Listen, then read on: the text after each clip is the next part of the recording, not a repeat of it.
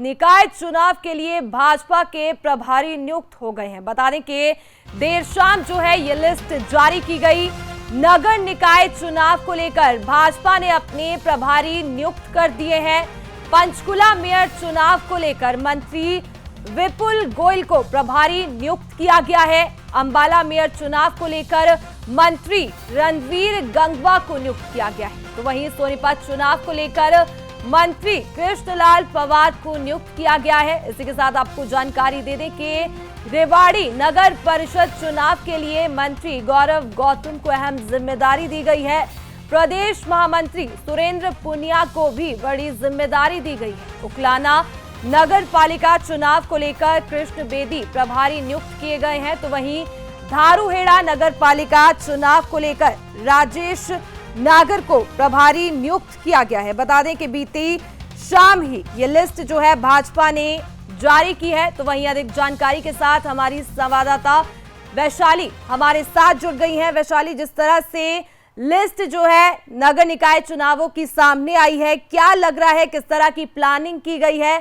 अगर मुख्यमंत्री की बात करें तो इन चुनाव प्रभारियों के जरिए शहर की जनता को साधने की किस तरह से जो कोशिश है सीएम की ओर से की जाएगी? जी शिवानी, आपके सवाल बहुत बेहतर है। दरअसल जिस तरह अगर हम सूची को देखें ध्यान से तो मंत्रियों की भरमार है।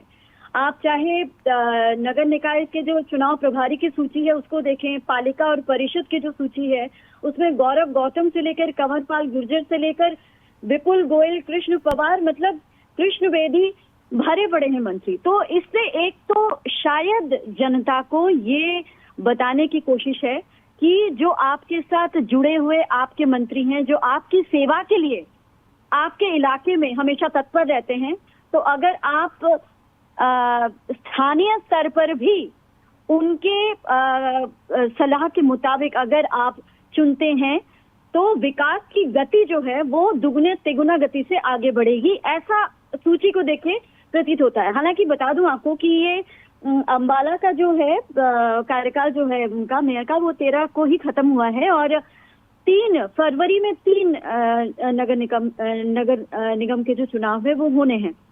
अब जो योजना जो बीजेपी की लग रही है, क्योंकि कुछ दिन पहले जो दिल्ली में बैठक हुई थी, अहम बैठक हुई थी इसी महीने, उसमें भी मुख्यमंत्री नायब सिंह सैनी ने जोर देकर ये बात कही थी कि हमें ध्यान उस पर देना है कि कौन सा चेहरा ऐसा होगा जिस चेहरे पर भरोसा करके जनता जो है वो अपना मताधिकार का इस्तेमाल करेगी। तो ये जो चेहरे हैं ये बेहद लोकप्रिय चेहरे हैं जिनको जिम्मेदारी जो है वो सौंपी गई है। तो इस उम्मीद के साथ ये जिम्मेदारी बीजेपी ने सौंपी है, जैसे कि हमेशा से ही करती आई है, कि ये चेहरे जो हैं वो स्थानीय स्तर पर भी लीडरशिप को आगे बढ़ाएंगे। जी शिवानी।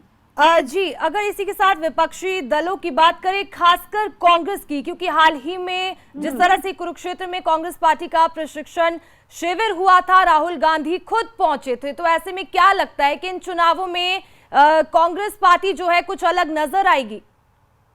अगर हम भूपेंद्र हुड्डा जी की बात करें तो उन्होंने चंडीगढ़ में बाकायदा 2-3 प्रेस कॉन्फ्रेंसेस की है। उन्होंने यही बात बोली कि भाजपा जितना मर्जी जोर लगा ले, लेकिन स्थानीय स्तर पर जनता जो है वो असंतुष्ट है, तमाम बुनियादी सुविधाओं ऐसे महरूम है।